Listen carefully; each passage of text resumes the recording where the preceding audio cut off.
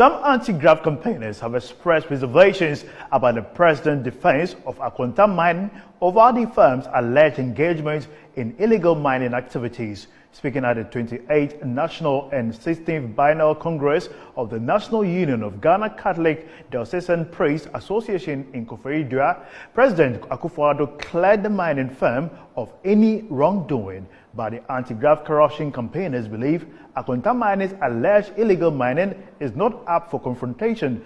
We will hear from the anti-graft campaigner, but first, let's listen to the President Akufo-Addo's jumping to the defense of Akonta Mining Limited. We need it as a nation in these times. From the pulpit, do encourage hard work, understanding work as a vocation, and patriotism as a virtue. The Ghanaians must continue to embrace in this new year and beyond, so that Ghana will remain a shining star of Africa and a key player on the world stage. Let me respond briefly to the chairperson on the issue of illegal mining.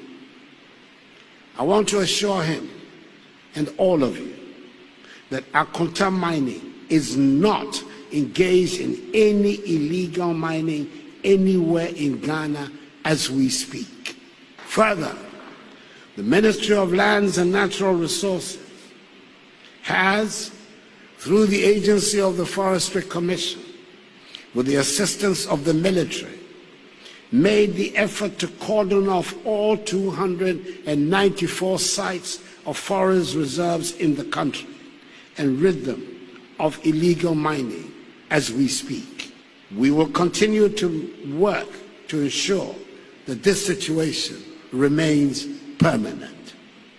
This government is determined to win the fight against galamsey, no matter the cost in effort.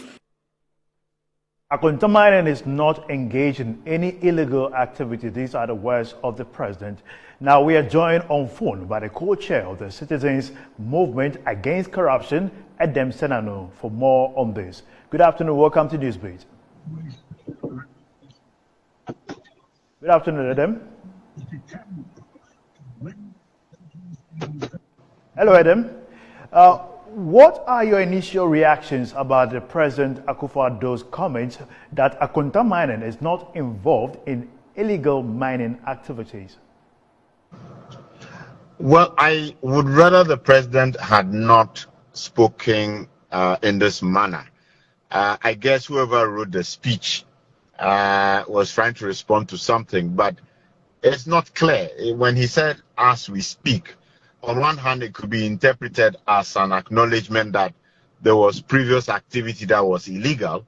But on the other hand, it could be interpreted as saying, look, if anybody is speaking at this point, there's really no issue. That would be unfortunate because we do know for a fact that we have a number of agencies investigating this matter at the moment. Indeed, I'm part of 4 people who petitioned the police service and eventually had to go and do a formal complaint on the subject matter. So it's an unfortunate statement. It does not augur well because we would rather our president be seen to ensuring that any illegalities are properly investigated and persons found culpable are sanctioned accordingly. Edem, what does this mean to the Office of the Special Prosecutor's ongoing investigations into the alleged illegal mining activities against the same firm? Well, first of all, the optics are not comfortable. They're not reassuring. It would seem to suggest that the president is pandering towards the Akonta Mining and the persons who we know are party faithfuls who are directors or stakeholders of that company.